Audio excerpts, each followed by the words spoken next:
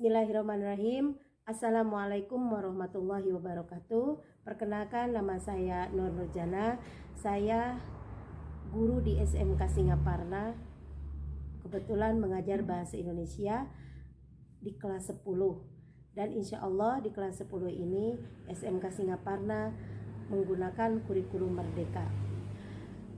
Baik, saya akan menjelaskan tentang teks eksposisi. Seperti yang kita ketahui bersama bahwa teks eksposisi itu adalah suatu teks yang berisi ilmu pengetahuan atau informasi. Nah, kalau berdasarkan ilmu pengetahuan atau informasi, berarti ini adalah sangat baik untuk dibaca oleh semua kalangan masyarakat, bukan hanya pelajar saja. Karena teks eksposisi itu yang sebelumnya kita tidak tahu menjadi tahu. Apa sih sebetulnya tema dari teks eksposisi itu? Boleh apa saja bisa dijadikan teks eksposisi. Bisa misalnya mengindahkan peraturan lalu lintas. Jadi diusahakan kalau membuat teks eksposisi yang bisa mengena kepada hati si pembaca. Mengindahkan peraturan lalu lintas. Mengapa? Karena sekarang banyak orang atau banyak remaja yang tidak memenuhi atau tidak mengindahkan peraturan lalu lintas, sehingga tingkat kecelakaan di Indonesia itu sangat meningkat. Atau tema yang lain misalnya bisa berdasarkan ilmu-ilmu pengetahuan, atau kalau ibu-ibu di rumah bisa misalnya resep-resep masakan. Contoh lain dari teks eksposisi, contoh kita mendengarkan khutbah Jumat, khutbah pernikahan, itu juga adalah teks eksposisi. Jadi jelas tadi dikatakan bahwa teks eksposisi itu berdasarkan isinya itu banyak informasi atau ilmu pengetahuan. Nah, di teks eksposisi itu terkandung pernyataan-pernyataan, kalimat fakta dan opini. Apa itu kalimat fakta? Kalimat fakta adalah suatu kalimat yang suatu pernyataan atau suatu peristiwa yang benar-benar terjadi atau nyata. Sedangkan kalimat opini adalah bisa dikatakan pendapat atau hasil buah pemikiran seseorang yang perlu dibuktikan kebenarannya. Nah, kalau kalimat fakta ini berhubungan dengan 5W ditambah 1H.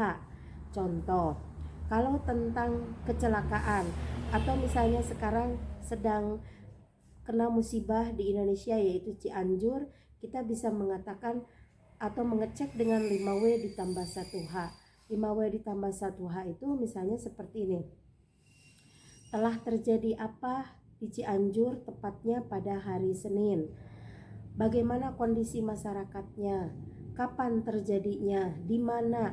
Nah, itu semua pasti akan dijawab dengan hal yang benar.